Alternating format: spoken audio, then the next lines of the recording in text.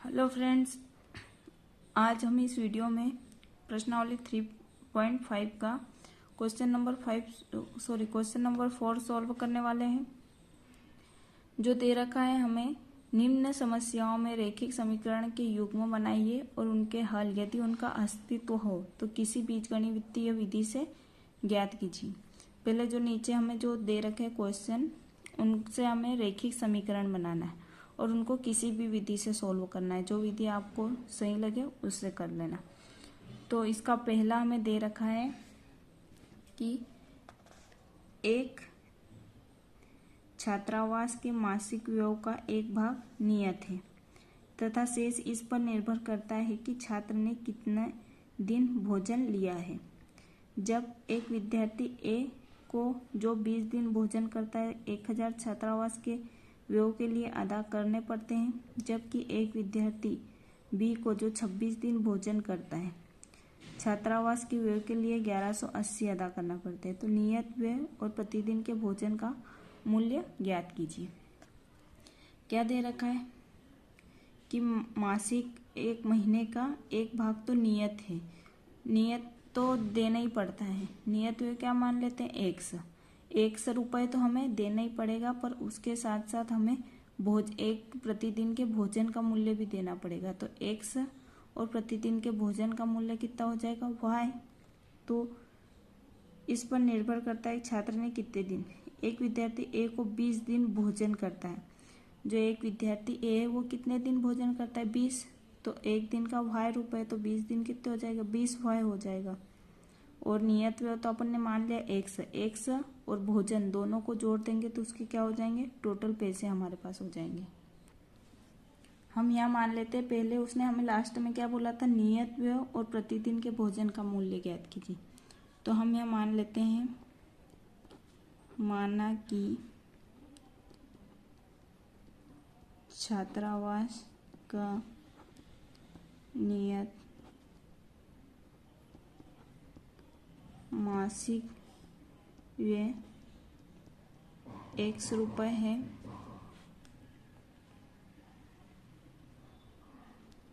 तथा प्रतिदिन के भोजन का मूल्य y रुपये है।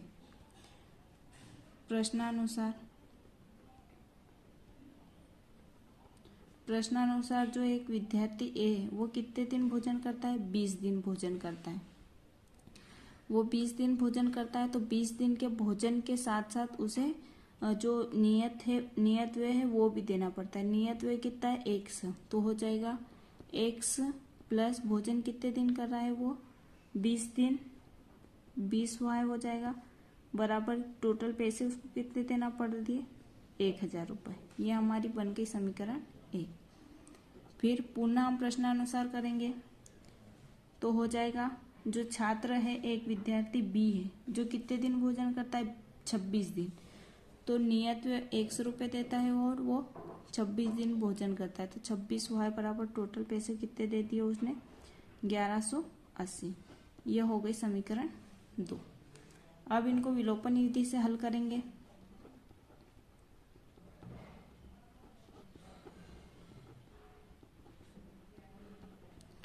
विलोपन विधि से हल करेंगे तो हो जाएगा x प्लस 20y बराबर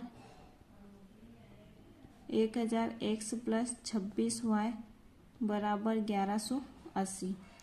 इनको घटा देंगे, ये प्लस का है तो माइनस का, प्लस का है तो माइनस का, प्लस का है तो माइनस का, प्लस माइनस कट गए, 20 में से 26y गए तो माइनस के 6y। और यहाँ भी बड़ी संख्या माइनस की है तो माइनस का ही जो भी बचेगा माइनस का बचेगा, 0। माइनस के 180 बचेंगे, माइनस से माइनस कट गया, क्या बचा, 6y बराबर 180।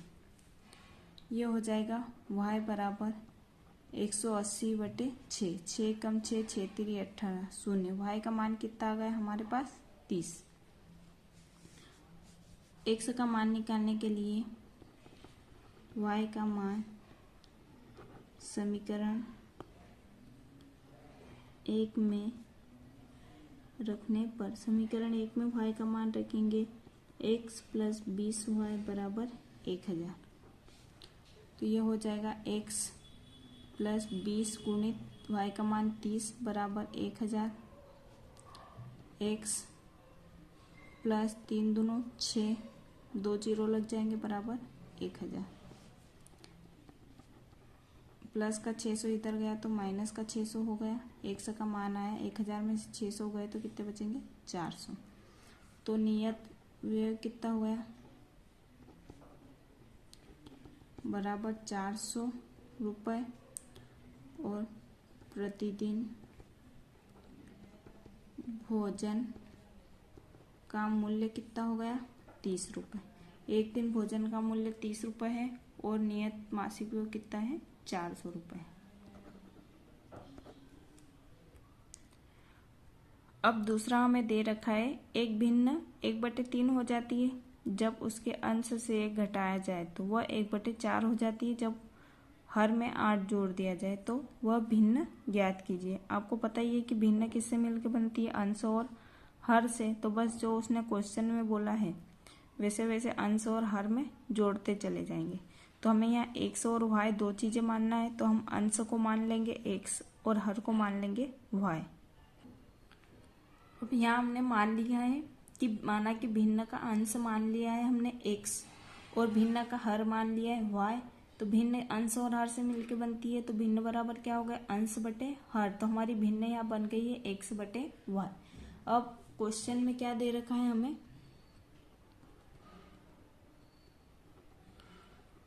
प्रश्नानुसार क्वेश्चन में भिन्न बोला है कि भिन्न 1/3 हो जाती है जब उसके अंश में से एक घटा देते हैं।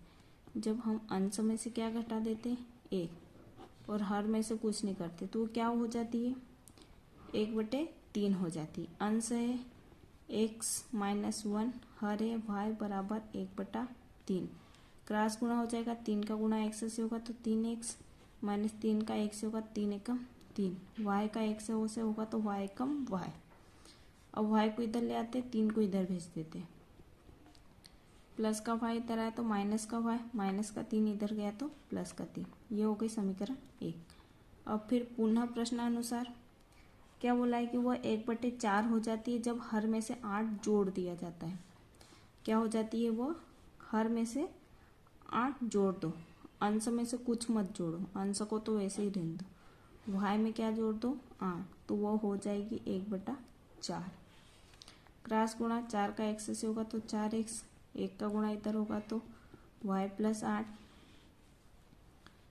4x। y को इधर ले आओ माइनस का और इधर बचेगा 8। इसको दे दो समीकरण 2। समीकरण 1 क्या दे रखी है 3x - y बराबर 3, 4x - y बराबर 8।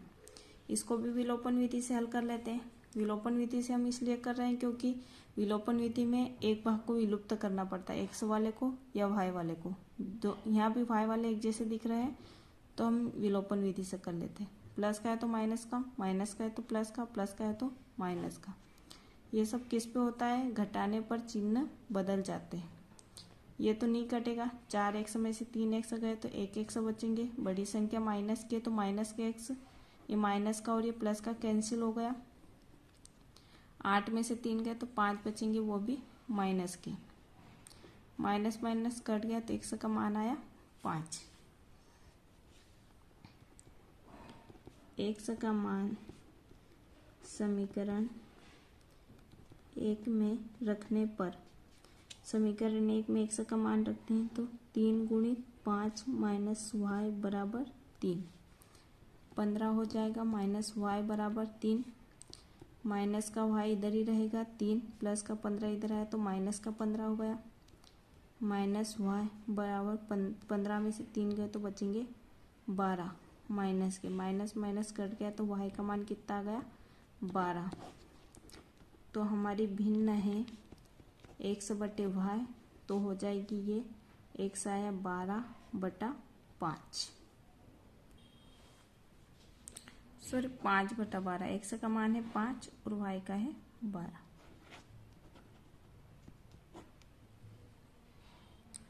अब जो थर्ड नंबर का है वो दे रखा है हमें, यश ने एक टेस्ट में 40 अंक अर्जित किए। जब उसे प्रत्येक सही उत्तर पर 3 अंक मिले तथा अशुद्ध उत्तर पर 1 अंक की कटौती की गई। यदि उसे सही उत्तर पर 4 अंक मिलते तथा अशुद्ध उत्तर पर 2 अंक कटते तो यह इसको 50 अंक अर्जित करता। टेस्ट में कितने प्रश्न थे? ये तो टेस्ट में कितने प्रश्न थे, उसके सही उत्तर और गलत उत्तर दोनों को जोड़ देंगे तो क्या आ जाएंगे, टोटल प्रश्न आ जाएंगे। तो हम सही उत्तर मान लेते हैं x और जो गलत उत्तर मान लेते हैं, गलत उत्तर है उनको मान लेते हैं, हम मान लेते हैं माना कि सही उत्तरों की संख्या x है तथा अशुद्ध उत्तरों की संख्या y है।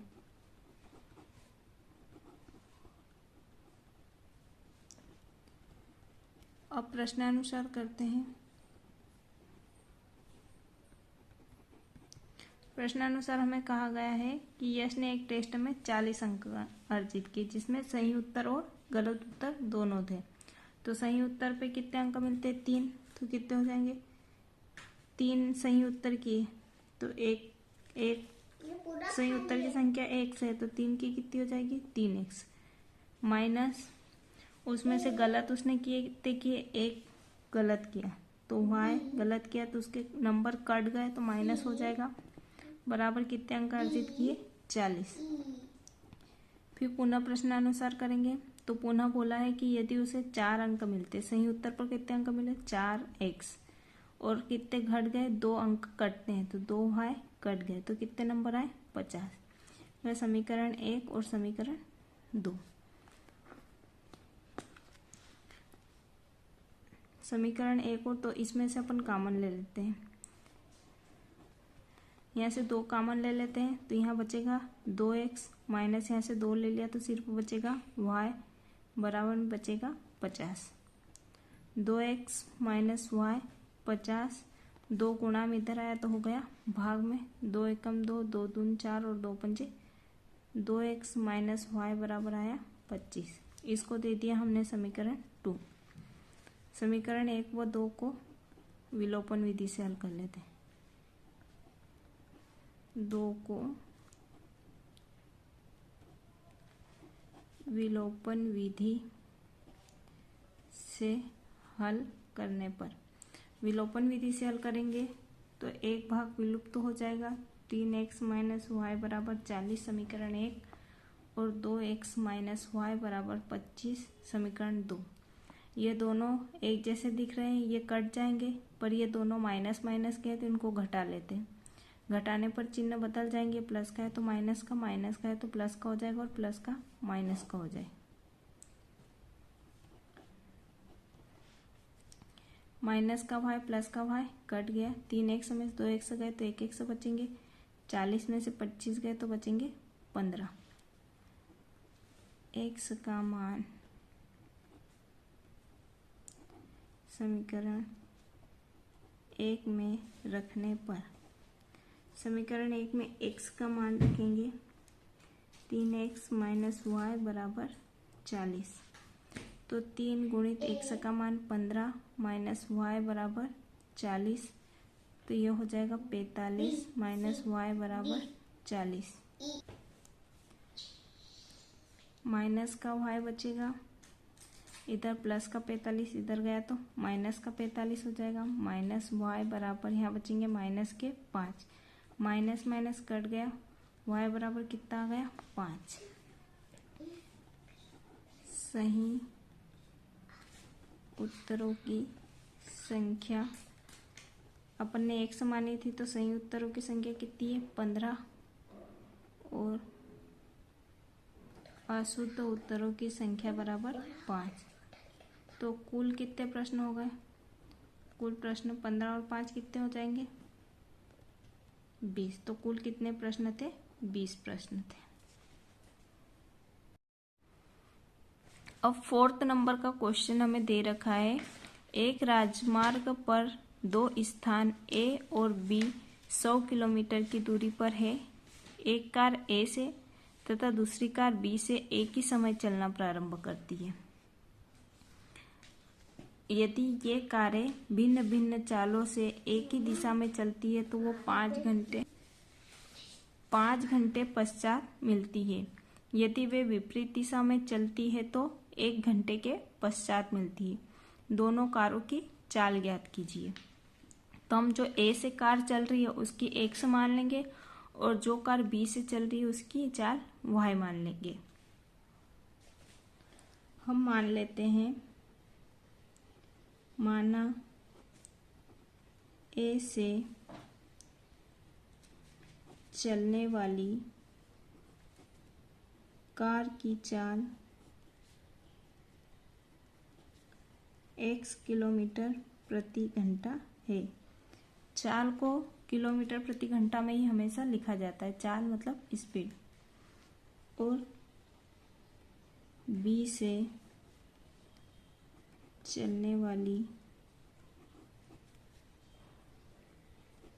कार की चाल y किलोमीटर प्रति घंटा है। तो दोनों कारें ए और बी से चलती है, तो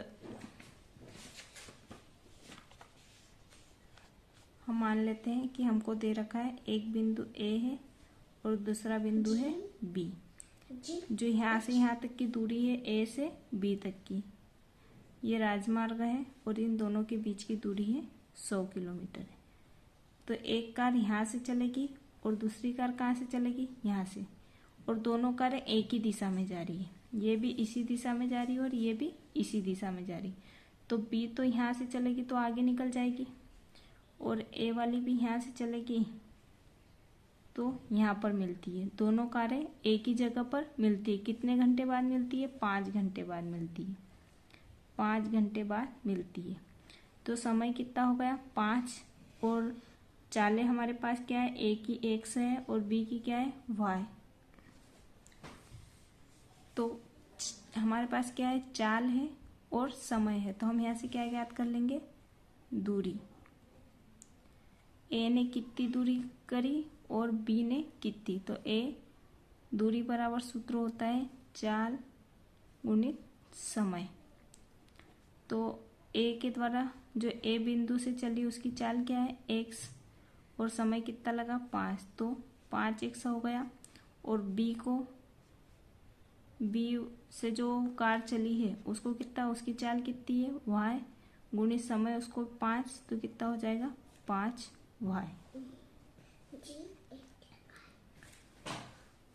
अब देखो यहाँ से ए से बी तक की दूरी कितनी है, 100 किलोमीटर है।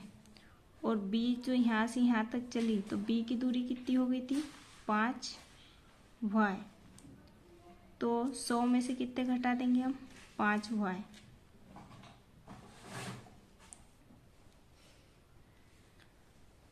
अब जो ए से चली थी यहाँ से यहाँ तक की दूरी कितनी हो गई, 5x हो गई। यहाँ से यहाँ तक की दूरी कितनी हो गई, 5x, और यहाँ से यहाँ तक की कितनी हो गई, 5y।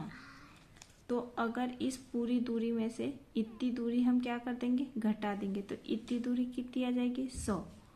तो क्या हो जाएगा, 5x माइनस 5y, तो बराबर कितना आ जाएगा, 100।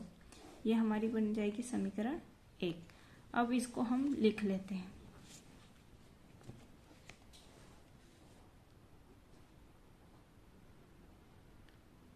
प्रश्नानुसार दूरी बराबर सूत्र क्या होता है, चाल गुणित समय। तो हम लिखते हैं ए बिंदु से चलने वाली कार द्वारा 5 घंटे में तय की गई दूरी कितना हो जाएगा। दूरी का सूत्र होता है चाल गुणित समय। ए की चाल कितनी है, x, समय कितना लगा, 5, तो दूरी कितनी हो जाएगी, 5x। ऐसे ही बी का भी लिख लेते हैं। बी बिंदु से चलने वाली कार द्वारा 5 घंटे में तय की गई दूरी बराबर हो जाएगी। बी बिंदु से जो कार चल रही थी उसकी चाल क्या थी, y गुणित 5, तो इसकी हो जाएगी 5y।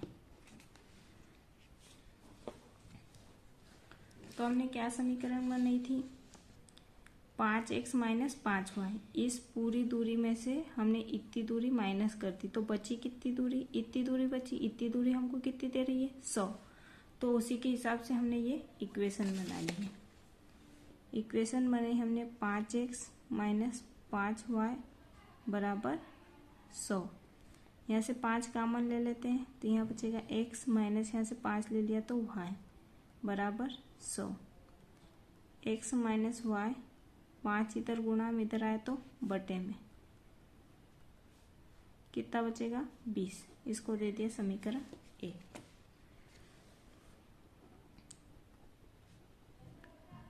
पुनः प्रश्नानुसार, पुनः बोला है उसने कि जो कार्य चल रही है, एक ए बिंदु से चलती है और एक बी बिंदु से चलती है।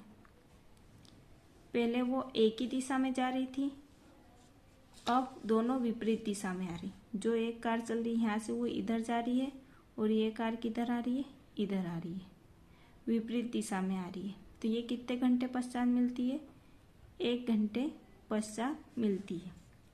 और यहाँ से यहाँ तक की दूरी कितनी है, 100 किलोमीटर। अब यहाँ हमारे पास यहाँ भी समय है और चाल जो हमने मान रखी है 100 है, तो यहाँ तक की दूरी कितनी हो जाएगी, ए बिंदु से चलने वाली की दूरी हो जाएगी x गुणित 1, तो क्या हो जाएगा एक x और इसकी हो जाएगी 1y।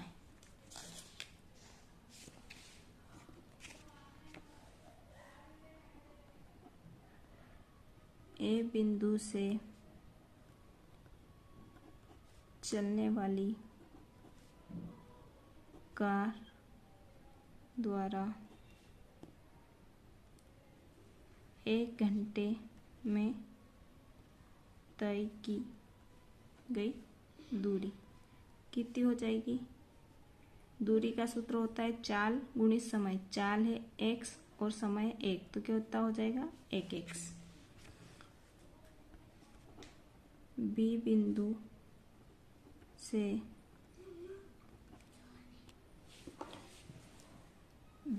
से चलने वाली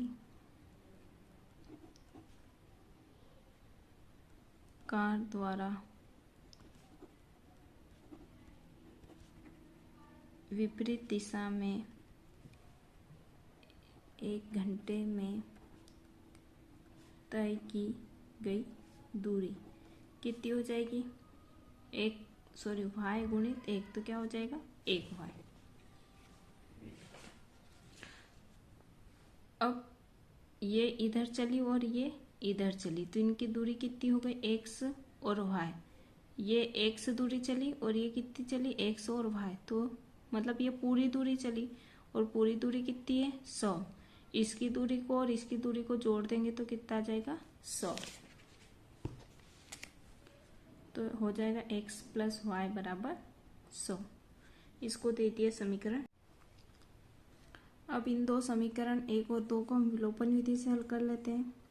ये दोनों के चिन्ह अलग अलग है तो इनको घटाते नहीं है, जोड़ देते हैं। तो जोड़ने में चिन्ह नहीं बदलेंगे तो सीधे कैंसिल हो जाएंगे। माइनस का y और प्लस का y कैंसिल हो गए। x कितने x हो गए, 2x 20 और 100 हो गए 120। 2 इधर गुणा में इधर जाएगा तो बटे में हो जाएगा। 2 एकम 2, 2 6 12 60। x बराबर कितना आ गया 60। x का मान समीकरण 1 में रखने पर, समीकरण 1 में मान रखेंगे, समीकरण 1 है x माइनस y बराबर 20। तो x का मान आया 60 माइनस y बराबर 20, माइनस का y बराबर 20 प्लस का 60 इधर गया तो माइनस का 60 हो गया। यहाँ बचेंगे माइनस के 40, माइनस माइनस कट गया। y बराबर कितना आया 40। x बराबर 60 आया तो हमने x किसकी चाल मान ली, पहली कार की, मतलब ए बिंदु से चलने वाली, ए बिंदु से चलने वाली कार की चाल 60 किलोमीटर प्रति घंटा है तथा बी बिंदु से चलने वाली कार की चाल 40 किलोमीटर प्रति घंटा है। अब 5th नंबर का लास्ट क्वेश्चन दे रखा है, एक आयत का क्षेत्रफल 9 वर्ग इकाई कम हो जाता है यदि उसकी लंबाई 5 इकाई कम कर दी जाए और चौड़ाई 3 इकाई बढ़ा दी जाए। यदि हम लंबाई को 3 इकाई और चौड़ाई को 2 इकाई बढ़ा दें तो क्षेत्रफल 67 वर्ग इकाई बढ़ जाता है।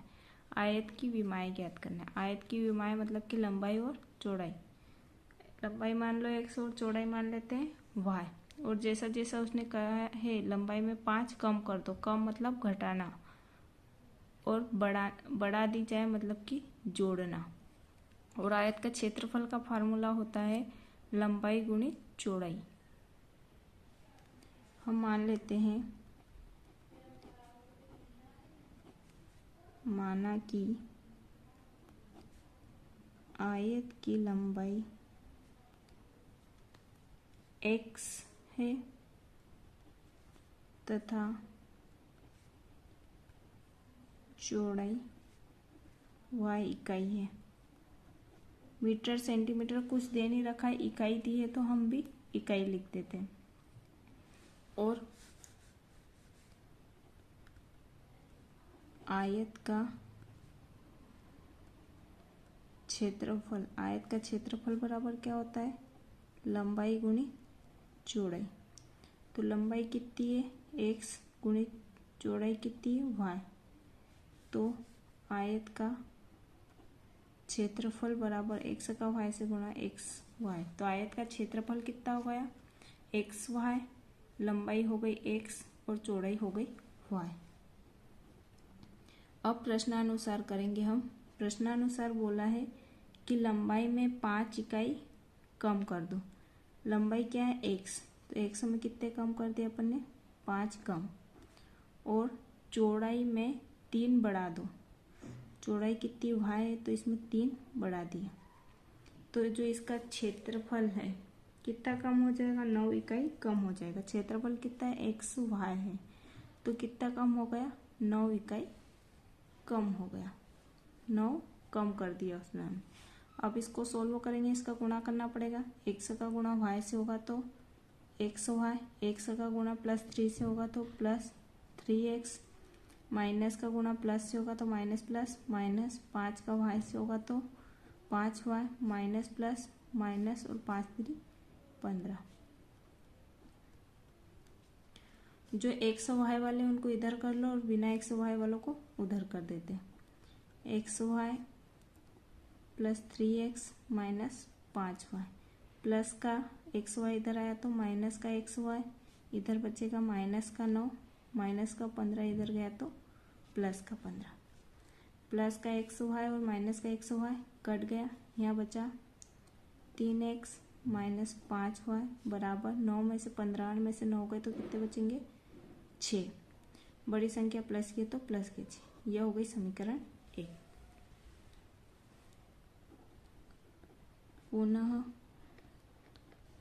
प्रश्नानुसार फिर क्या बोला है कि लंबाई में 3 इकाई और चौड़ाई, लंबाई में को 3 इकाई और चौड़ाई को 2 इकाई बढ़ा दें। लंबाई में 3 इकाई प्लस चौड़ाई में 2 इकाई बढ़ा दें तो जो क्षेत्रफल एक्स वाई है वो क्या हो जाता है, 67 इकाई वर्ग बढ़ जाता है। बढ़ मतलब प्लस हो जाएगा।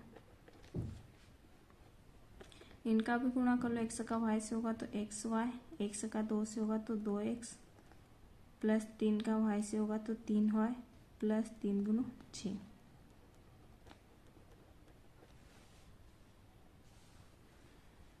वैसे ही कर लो, x x वालों को एक साइड,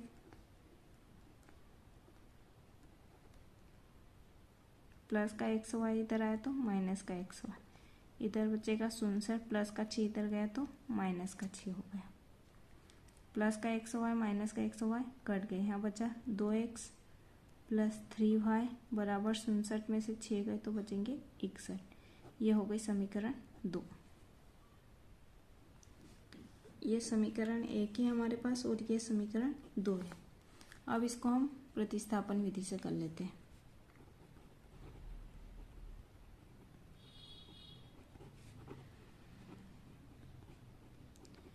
प्रतिस्थापन विधि में क्या होता है, समीकरण 1 से या 2 से किसी से भी एक का मान स्थापित करना है। तो हम समीकरण 1 से x का मान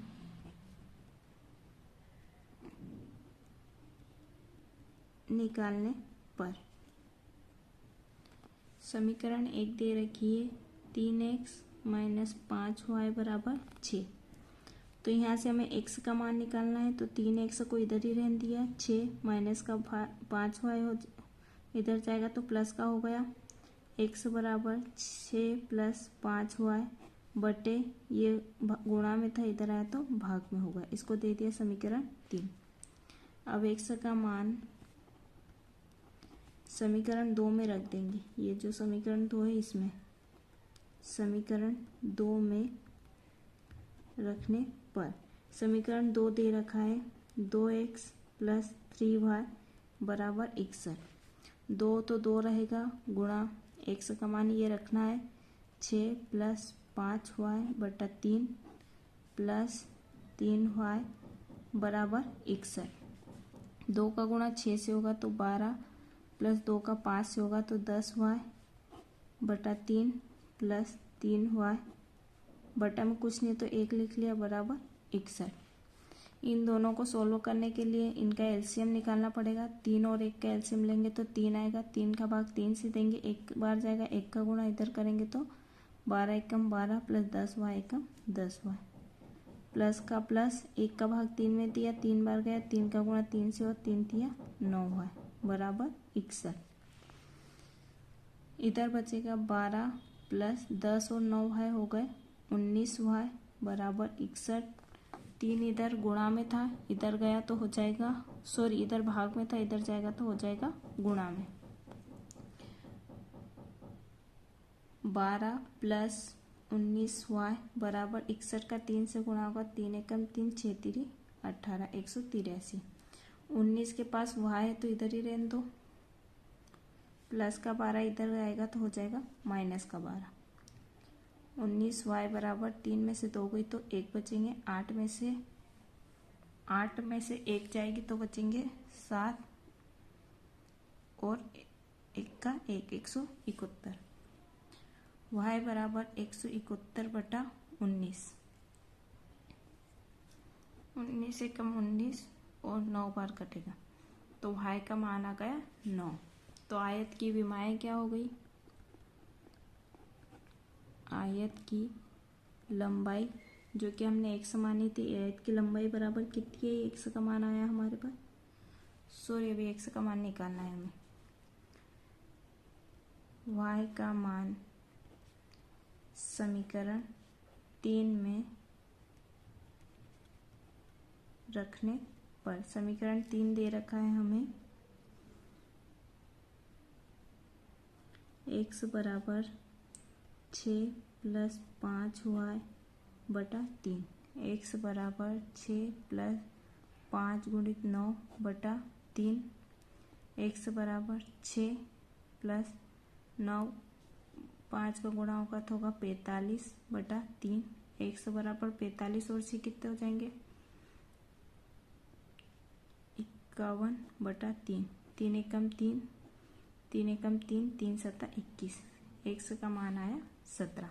तो लंबाई हो गई 17 इकाई और आयत की चौड़ाई जो कि y मानी थी हो गई 9 इकाई।